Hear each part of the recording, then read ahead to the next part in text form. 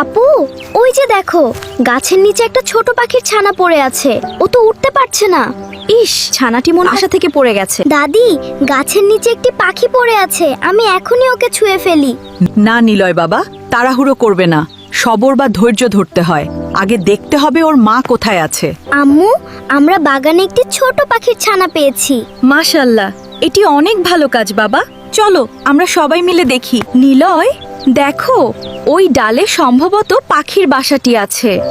হ্যাঁ আপু, আমি দেখতে পাচ্ছি।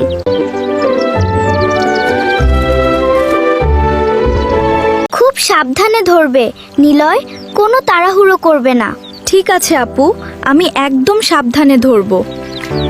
দারুণ করেছো নিলয়। এবার পাখি তার মায়ের কাছে চলে গেল। Sleep now, my little one, safe beneath the sun.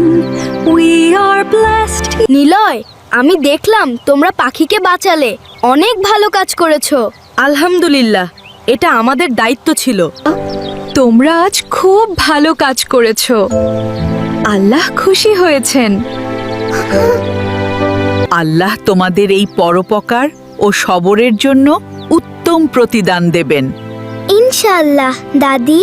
বন্ধুরা, তোমরাও কিন্তু দুর্বল প্রাণীদের সাহায্য করবে এবং সব সময় সবর বা ধৈর্য বজায় রাখবে। আসসালামু আলাইকুম।